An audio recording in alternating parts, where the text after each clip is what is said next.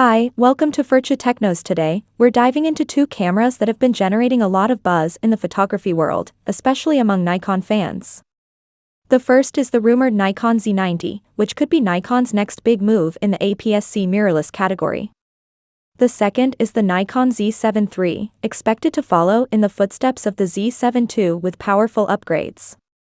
While neither camera has been officially announced yet, the leaks and rumors are painting a very exciting picture.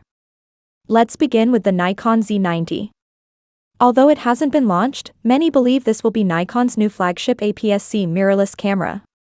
In fact, some photographers are already calling it the baby Z9, much like how the Z8 was nicknamed before its release.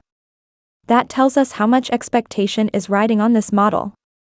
If what we're hearing is accurate, the Z90 will feature a 33-megapixel DX format sensor. That puts it in direct competition with the Canon EOS R7, which has been dominating the high-end APS-C space. Up until now, Nikon's APS-C mirrorless lineup has mostly focused on entry-level and mid-range users. Cameras like the Z50 and ZFC are great, but they're not built for high-speed action or professional-grade work. The rumored Z90 could fill that gap. This would be especially important for sports and wildlife photographers. They prefer APS-C sensors because of the crop factor. It gives them more reach with the same lenses. A high-performance crop sensor body like this could be exactly what they've been waiting for. Now, let's talk about the sensor.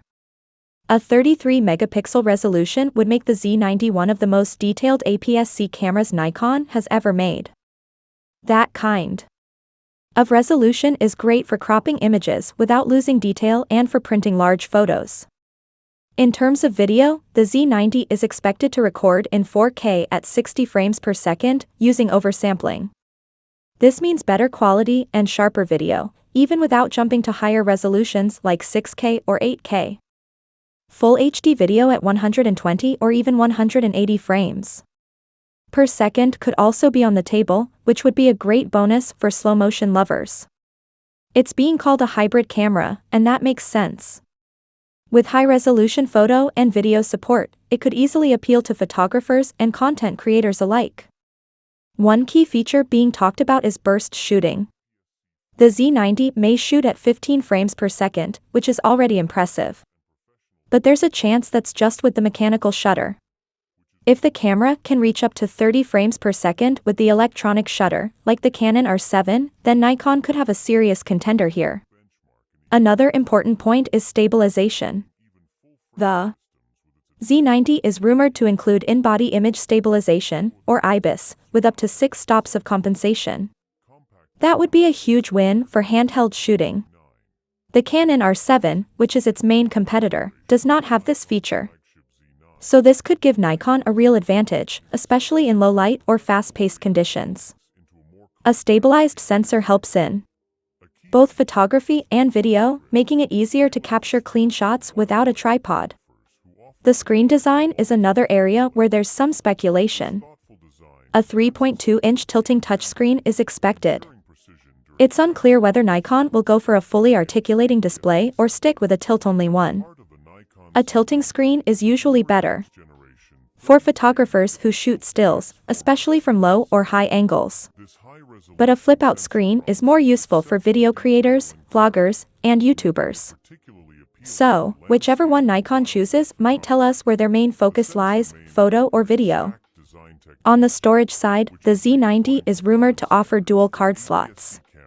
One would be CF Express Type B, known for high speed, and the other would be a standard SD card. That gives photographers both flexibility and performance. Dual slots are also essential for professional work where backup recording is needed. It's a great move if Nikon decides to include it. There's also talk about the Z90 using a stacked sensor. This technology has been seen in cameras like the Fujifilm X-H2S and the OM1. A stacked sensor reads data faster, which helps reduce rolling shutter effects in video and improves burst shooting. But it's not confirmed yet whether Nikon will go that route. A stacked sensor also raises the cost, so they may choose a more traditional design to keep the price reasonable. Let's step back for a moment and look at the competition. Right Now, the Canon EOS R7 is the leader in the enthusiast-level APS-C mirrorless category. It has a 32.5-megapixel sensor, strong autofocus, and excellent burst performance. So Nikon knows it has to bring something just as good, or even better. If Nikon includes the same autofocus system found in the Z8 and Z9, it could be a game changer. That system is known for its speed and accuracy, especially with subject tracking. If all these rumored specs come true, 33MP sensor, fast burst speeds, in-body stabilization, and dual card slots, the Z90 could be exactly what wildlife and sports shooters have been waiting for. It would deliver professional-level performance without the size or cost of a full-frame camera. There's no confirmed release date yet, but reports say Nikon is already testing APS-C prototypes with the Z mount. A launch could happen as early as 2025. While we wait, Nikon fans still have another reason to be excited: the upcoming Nikon Z7 III. This camera is expected to replace the Z7 II, and it's shaping up to be a very serious upgrade. Nikon is aiming this one at professionals and advanced enthusiasts who want top-tier image quality, speed, and video features, all in one package. The most talked-about feature is the sensor. Some early rumors mention a 67-megapixel sensor developed by Tower Jazz, but many experts believe it will actually use a 61-megapixel BSI CMOS sensor from Sony.